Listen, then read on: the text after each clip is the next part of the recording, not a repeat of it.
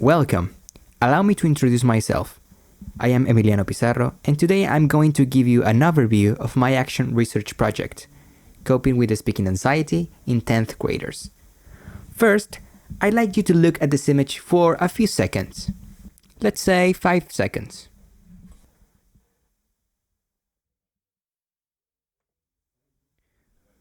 By looking at this picture, we can see a similar behavior in our students, right? Well, these are some manifestations that we may have anxious students in our classroom. So I ask you, what can we teachers do? Throughout this presentation, I propose ways in which we can deal with anxiety in our class. I have divided this presentation into 5 main parts. The first one, contextualization. The second, identification of the problem. The third, literature review. The fourth, action plan. And fifth, a brief reflection on this proposal. I'd like to start by contextualizing this proposal. This intervention is thought to be implemented in a semi-private school of Quilpué, named Clare School. The target audience is 10th graders. This course is constituted by 42 students, from which 27 are men and 15 are women. They are 15 years old on average. Let's now look at the identification of the problem.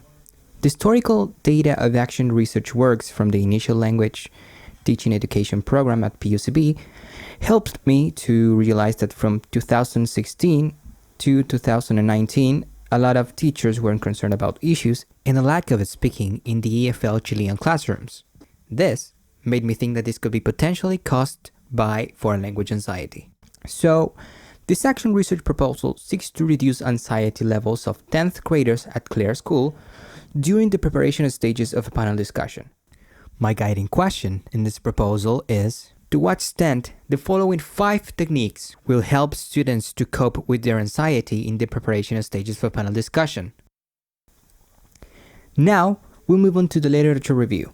This work is based on 3 main constructs: speaking, foreign language anxiety, FLA, and panel discussions. About speaking, it can be defined as an interactive process of constructing meaning that involves producing, receiving, and processing information. Speaking can be classified into 2 types: planned speech and unplanned speech. But we will focus on the first one, which refers to a kind of discourse that has been planned and organized before its expression. For example, debates or panel discussions. Go and Burns proposed a speaking cycle that talks about the importance of preparing students for speaking tasks by providing them with guidance before and after the task. For this proposal, I established a specific connections or links between some stages of the speaking cycle and the proposed sessions of this action plan.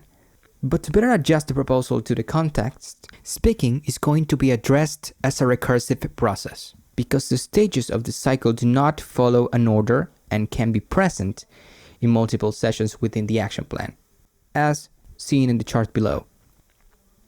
Moving on to foreign language anxiety, FLA is defined as a distant complex of self-perceptions, beliefs, feelings, and behaviors related to classroom language learning, arising from the uniqueness of the language learning process.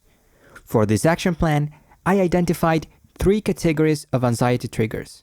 These are a series of elements that may provoke anxiety in learners. I will explain a few of them since some are self-explanatory. Within the first category, learner-centered triggers, which are the personal traits of each learner that propitiate the language anxiety. I identified 3 triggers of this kind: non-comprehension, inhibition, which is the inability for learners to speak because of their fear of making mistakes or to be laughed at, and finally, pronunciation. Second category, teacher-centered triggers, which refer to the influence of teacher attitudes on a student's language anxiety. I identified 2 triggers of this kind: teaching practices, which refer to the negative influence of unconscious actions of a teacher on the learning process of students, and negative and unkind error correction. Third category, context-centered triggers, which refer to the default class setting and its impact on a student's language anxiety. I identified only 1 trigger of this kind: highly competent students, which refer to the discouragement in less competent learners due to the excessive participation of these proficient students. That brings us to the techniques to address such triggers. These 5 techniques seek to address one or even 2 of the potential anxiety triggers of each session. First, reading out loud and its benefits to pronunciation. Second, scaffolding tasks and activities in order to provide students with the necessary tools that will enable them to acquire new knowledge on a specific subject. Third, using conversation circles. Fourth, building a sense of community to foster a respectful attitude towards others. And fifth, active and empathetic listening, where teachers have to be good listeners to foster security in their students at the moment of speaking. Let's now look at panel discussions. This is a genre in which a group of 3 to 6 people who share expertise and a specialized knowledge in an area have a purposeful conversation with each other on a determined topic. Typically, in this genre, the audience is allowed to ask questions at the end, but it was more consistent to remove this section from the final presentation, as my goal is that students can feel less anxious at the moment of speaking, not to propitiate more situations that might eventually trigger anxiety on them. Moving on to the action plan section of this presentation, the main goal of this intervention is that students participate actively in activities that can help them to reduce their anxiety levels throughout the presentation of a panel discussion within the 4th unit of the National Curriculum, Sustainable Development. This action plan is thought to be implemented in 8 sessions of 90 minutes and 1 of 45 minutes, where the first 3 sessions are thought to provide students with genre, language, and grammar knowledge. The next 3 sessions are for the creation of the panel discussion, and the final 3 for practice, final presentation, and feedback, respectively. In session 1, students will identify vocabulary about pollution and climate change, and will get familiar with the main elements of a panel discussion. Students will get new vocabulary by reading to a piece of text about the different kinds of pollution, and also students will approach panel discussions by watching a sample video and by reading all together about the definition and roles of this genre.